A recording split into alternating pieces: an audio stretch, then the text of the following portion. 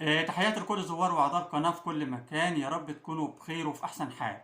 كارثة أخرى بتتعرض ليها أثيوبيا خلال الساعات اللي فاتت، وهي هجوم مسلح على إقليم بني شنكول، إحدى الأقاليم اللي موجودة في غرب أثيوبيا، واللي أدى هذا الهجوم المسلح لقتل 100 شخص بين الناس المدنية داخل الإقليم. ومن المعروف إن المنطقة فيها أعمال عنف عرقية متكررة على مدار الفترة اللي فاتت، بالتحديد بعد العمليات العسكرية اللي قام بها الجيش الأثيوبي ضد إقليم ديجراي. وعلشان كده في اتهامات متبادلة بين الطرفين. يا ترى مين اللي نفذ الهجوم المسلح داخل إقليم بني شنكول؟ يا ترى الجيش الأثيوبي، ولا الجماعة المسلحة داخل إقليم ديجراي، ولا جماعة مسلحة داخل إقليم بني شنكول نفسه؟ طبعا في هذا التقرير هنعرف الحقيقة كاملة. يا ريت تتابعونا للنهاية وبعد كده تعلقوا براحتكم، لكن في البداية يا ريت ما تنسوش الاشتراك في القناة وتفعيل زر الجرس عشان يوصلكم كل جديد، وعمل لايك للفيديو. هندخل بقى في التقرير المهم ونعرف الأحداث اللي بتمر بها أثيوبيا خلال الساعات اللي فاتت. قبل كده حذرنا وقلنا الأعمال اللي بتتم داخل إقليم ديجراي مش هتكون محصورة داخل الإقليم نفسه، ولكن الصراع أكيد هيمتد لمناطق أو لأقاليم تانية داخل أثيوبيا. والكلام اللي احنا قلناه بقى حقيقي دلوقتي على أرض الواقع. الصراع الأثيوبي مش محكوم بين إقليم ديجراي لوحده، ولكن بدأ بالفعل ياخد مناطق تانية أو أقاليم تانية، زي إقليم أمهرة وإقليم بني شنكول اللي هو دخل دلوقتي في الصراع. في البداية الجيش الأثيوبي اتهم الجماعة المسلحة من داخل إقليم ديجراي إن هم اللي قاموا بالهجوم المسلح. طب يا ترى ليه؟ قال لك إن الهدف من كده هو نشر الفوضى داخل أثيوبيا. ده سبب. والسبب الثاني إن المسلحين داخل إقليم ديجراي فقدوا السيطرة، فبالتالي مش هيكون قدامهم غير إن هم يدخلوا أثيوبيا بالكامل أو بعض الأقاليم معاهم في حالة من الصراع. في نفس الوقت اللي إقليم ديجراي بيتهم الجيش الأثيوبي إن هو اللي قام بتنفيذ العملية أو الهجوم المسلح داخل الإقليم، والهدف منه هو نشر قوات داخل الإقليم. الهدف منه هو عمليات عسكرية من كل النواحي لإقليم ديجراي. والكلام ده أعلن عنه رئيس الوزراء الأثيوبي أبي أحمد في تصريح خاص بيه، وقال إن هو بالفعل تم نشر قوات عسكرية في إقليم بني شنكول. ده بعد العملية العسكرية اللي تمت في فجر يوم الأربعاء امبارح. يا ترى أنه فيهم الصح؟ لما ندخل في التقرير هنعرف. طبعا أفادت هيئة البث الأثيوبية الرسمية فانا باعتقال 5 مسؤولين محليين بارزين جدا داخل إقليم بني شنكول، وتم اعتقالهم بقضايا تتعلق بالأمن في إقليم بني شنكول. عشان كده بقول ممكن يكون اللي قام بالهجوم جماعة مسلحة منتمية للمسؤولين. ممكن. احنا قلنا اتهامات متبادلة بين الطرفين، الجيش الأثيوبي والجماعة المسلحة داخل الإقليم أو إقليم ديجراي، لكن احنا مش متأكدين من الخبر. لكن في نهاية الفيديو هنقول بعض الاتهامات اللي وجهها الجيش الأثيوبي. طبعا قال رئيس الوزراء الأثيوبي أبي أحمد في تغريدة عبر تويتر: مذبحة المدنيين في بني شنكول مأساوية للغاية. الكلام اللي عبر بيه في تغريدة، وطبعا هي من غير شك مأساوية. لما يكون مذبحة بالشكل ده يموت فيها 100 شخص مدني، يا ترى ايه ذنبهم؟ المهم كمل في التغريدة بتاعته وأضاف وقال إن من أجل حل المشكلة من جذورها نشرت القوات الأثيوبية قوات أمنية داخل إقليم بني شنكول، ووقع الهجوم بعد يوم من زيارة رئيس الوزراء الأثيوبي أبي أحمد للإقليم أو للمنطقة. يعني الهجوم المسلح اللي اتعرض ليه إقليم بني شنكول ما تمش غير بعد زيارة رئيس الوزراء الأثيوبي أبي أحمد للمنطقة. أو للإقليم. طب يا ترى هو كان بيزور الإقليم ليه؟ إيه الهدف من زيارة رئيس الوزراء الأثيوبي أبي أحمد لزيارته لإقليم بني شنكول؟ طبعا قال إن في محادثات تمت بينه وبين بعض القادة في الإقليم على ضرورة تقديم المسؤولين عن الهجمات الأخيرة إلى العدالة. ده مش أول هجوم بيتعرض ليه إقليم بني شنكول.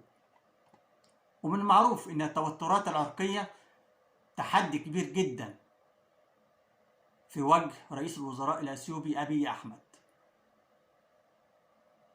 من غير شك أثيوبيا فيها 80 مجموعة عرقية، أكثرهم موجود في إقليم أمهرة وإقليم ديجراي، وحاليا هو التحدي اللي بيواجهه أبي أحمد.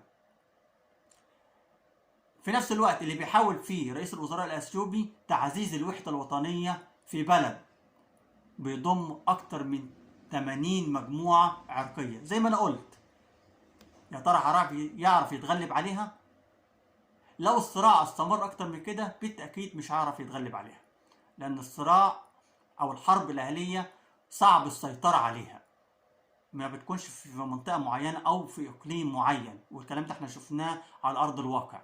بدأ في إقليم ديجراي وحاليا دلوقتي بيتجه لمناطق تانية أو لأقاليم تانية، أمهرة وبعد منها إقليم بني شنكول، وبعد كده ممكن يتجه لمناطق أو لأقاليم تانية داخل أثيوبيا. طبعا لم يتضح على الفور من هم المهاجمون اللي هم قاموا بالعملية المسلحة داخل إقليم بني شنكول، ولكن قال الحزب الحاكم في المنطقة أو في الإقليم وهو حزب الرخاء في بني شنكول في بيان رسمي ليه إن قطاع الطرق مسلحين ارتكبوا جريمة بشعة جدا داخل الإقليم. والأمهرة هي تاني أكبر مجموعة عرقية من حيث عدد السكان في أثيوبيا، وتم استهداف الأمهرة في المنطقة بشكل متكرر في الأسابيع اللي فاتت. عشان كده احنا قلنا ده مش أول هجوم مسلح للإقليم، ولكن تعرض قبل كده لهجمات كتيرة جدا وراح ضحيتها مرة 14 ومرة 50، وعشان كده كان في زيارة رئيس الوزراء الأثيوبي أبي أحمد لزيارته للإقليم كان بيطلب منهم تسليم الجماعة المسلحة اللي نفذت الهجمات قبل كده، ولكن بدل التسليم تم القبض على 5 مسؤولين محليين داخل الإقليم. بعدها بيوم تم تنفيذ العملية المسلحة واللي راح ضحيتها 100 شخص. طبعا ذكرت منظمة العفو الدولية أن هجوم شنه المتمردون في الأول من نوفمبر، ده أول هجوم بتتعرض ليه المنطقة أو بيتعرض ليه الإقليم، كان في أول نوفمبر في منطقة أوروميا أقصى غرب أثيوبيا. الهجوم اللي أسفر على قتل 54 شخص على الأقل، ده أول هجوم بيتعرض ليه الإقليم. كما تم قتل 14 مدني على الأقل في هجوم بمنطقة بني شنكول في مطلع أو في بداية شهر أكتوبر، بحسب مسؤول أمني هو اللي صرح وقال كده. جاء ذلك في عقاب هجمات قاتلة متكررة في شهر 9، أدى أيضا إلى نزوح أكثر من 300 شخص، مما دفع لجنة حقوق الإنسان الأثيوبية إلى الإعراب عن القلق الشديد أو العميق للأحداث اللي بتمر بيها أثيوبيا. يعني كان بداية الهجمات تم قتل 54 شخص، تاني هجوم تم قتل 14، والهجوم الحاليا واللي هو كان امبارح تم قتل 100 شخص على الأقل. يعني تقريبا الهجوم أو الهجمات المسلحة داخل إقليم أمهرة أو إقليم بني شنكول أكتر من الهجمات اللي بيتعرض ليها إقليم ديجراي. ندخل بقى في النقطة المهمة ونشوف الجيش الأثيوبي اتهم الجماعة المسلحة داخل إقليم ديجراي بإيه؟ في البداية طبعا اتهم الجيش الأثيوبي جبهة تحرير ديجراي بالتخطيط والإعداد لمجزرة في مدينة بني شنكول بعد أن نفذتها في بلدة ماي خضراء في ماي خضراء على الحدود السودانية.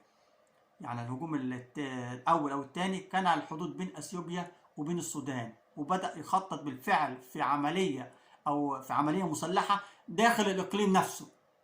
وده اللي صرح به مسؤول العلاقات العامة بالجيش السوداني الجنرال محمد تسمة في تصريحات خاصة لوكالة الأنباء الأثيوبية يوم الثلاث، وقال إن المعلومات اللي تم الحصول عليها تشير إلى مخطط لجبهة تحرير ديجراي بالإعداد لتنفيذ مجزرة أخرى في مدينة مقلي بعد مدينة ماي خضراء اللي تم وقوع الحادث فيها في 9 من الشهر الجاري، يعني 9/12. وأضاف أن المخطط الذي تسعى إليه جبهة تحرير ديجراي بهدف ارتكاب مجزرة. خلي بالكم من النقطة دي لأن دي نقطة مهمة جدا. بارتكاب مجزرة بالزي العسكري لقوات الجيش الوطني الأثيوبي. في حاجة تانية والزي العسكري للجيش أريتريا اللي هو أعده أو اللي تم تجهيزه في مصنع الميتا للنسيج بهدف ارتكاب مجزرة طبعا والصاقها بقوات الجيش الأثيوبي. يعني هو عايز ينفذ جريمة داخل الإقليم وفي نفس الوقت هيرميها على الجيش الأثيوبي وجيش أريتريا. عشان كده قام بتصميم الزي العسكري للجيشين سواء الجيش الأثيوبي أو جيش أريتريا. وتابع في التصريح بتاعه قال المتطرفين من جبهة تحرير ديجراي يهدفون من هذا المخطط لكسب دعم المجتمع الدولي من خلال التظاهر بأن القوات الأثيوبية وقوات أريتريا قد ارتكبت مجزرة بحق شعب ديجراي. يعني كل الهدف من العملية المسلحة داخل إقليم بني شنكول هو إن المجتمع الدولي يبص بنظرة قوية جدا للي بيحدث داخل أثيوبيا، وفي نفس الوقت عشان المجتمع الدولي يوجه اتهام قوي جدا للحكومة الأثيوبية. عشان كده المسلحين في الإقليم فكروا في نقطة قوية جدا، وهي إن في ساعة تنفيذ العملية يكونوا لابسين الزي العسكري. طبعا لما يكونوا لابسين زي عسكري سواء الجيش الأثيوبي أو جيش أريتريا أنت مش هتعرف تفرق أو الناس تفرق مين اللي قام بتنفيذ العملية، يا ترى الجيش ولا الجماعة المسلحة. طبعا هي حركة ذكية جدا، وفي نفس الوقت هيكسبوا عطف المجتمع الدولي ويحركوه، رغم ان المجتمع الدولي اصلا مش مستني عملية مسلحة بهذا الشكل. المجتمع الدولي يتحرك من البداية ووجه نداء عاجل جدا للحكومة الأثيوبية بوقف الصراع داخل ديجراي، وقال دي حالة إنسانية. الشعب ديجراي خط أحمر، ممنوع إن الشعب المدني أو الناس المدنية تواجه العمليات العسكرية، سواء الأمم المتحدة سواء الاتحاد الأوروبي أو الاتحاد الأفريقي. يعني في أكتر من اللي عمله الاتحاد الأوروبي إن فرض عقوبات على الحكومة الأثيوبية عشان وقف الصراع بينه وبين شعب ديجراي.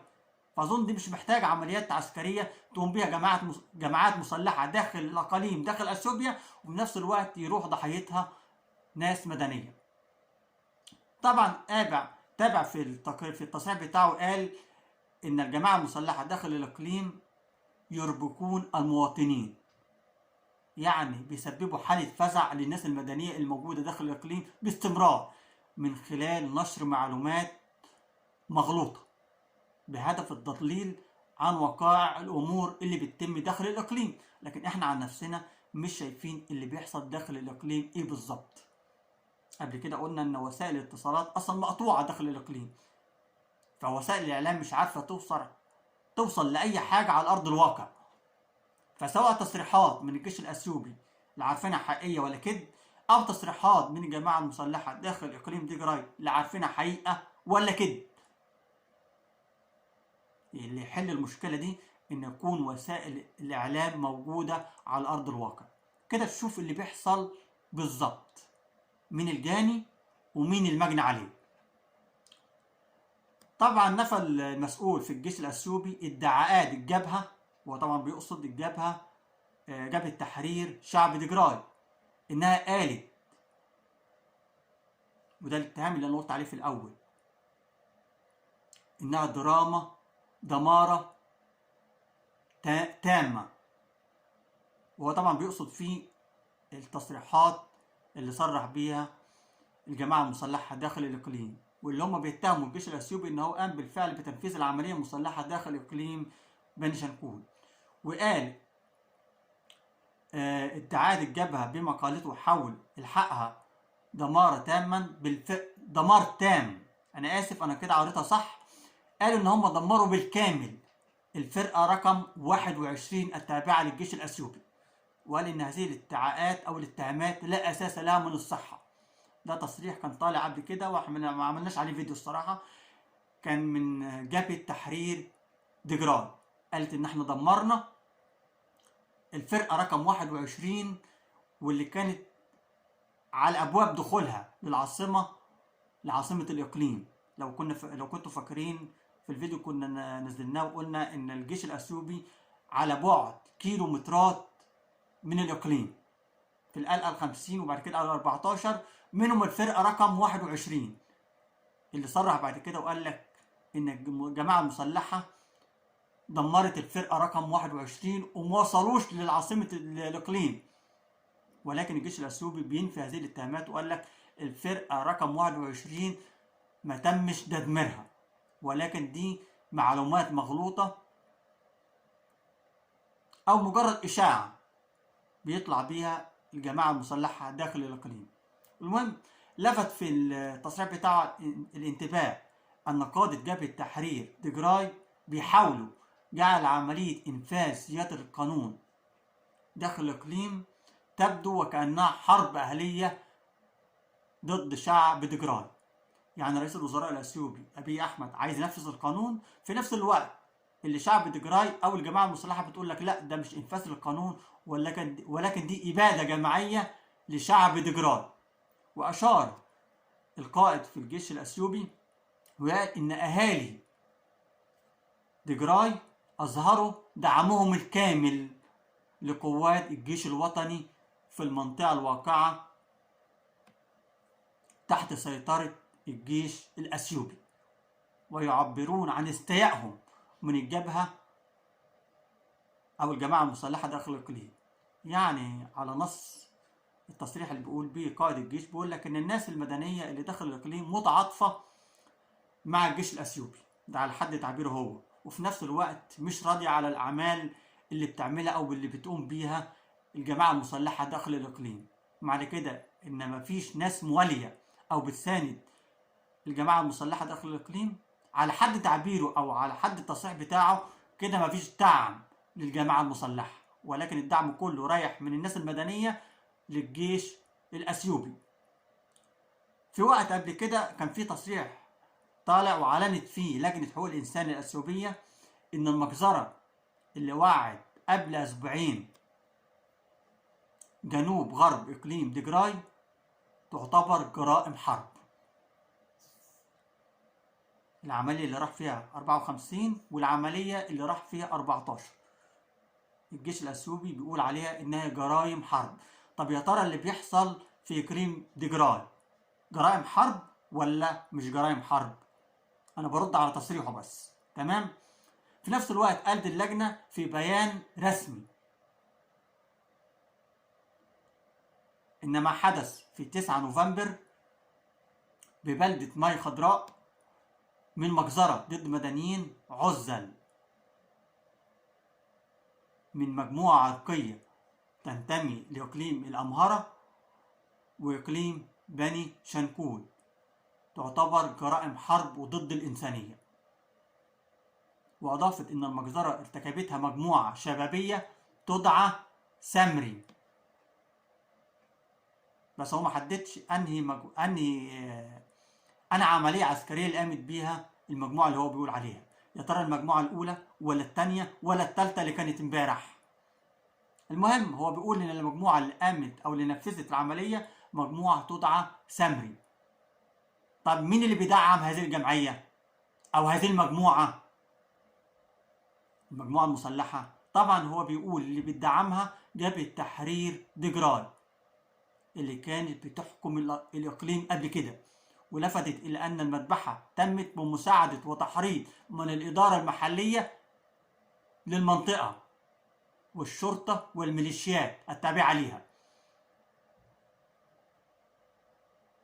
يعني العملية اللي تمت في إقليم بني شنقول تمت بمجموعة بدعمها إقليم دجراي، ولكن هو نفذ العملية لوحده من غير مساعدة؟ لا، بيقول لك اللي نفذ أو اللي ساعدهم الإدارة المحلية للإقليم نفسه والشرطة والميليشيات.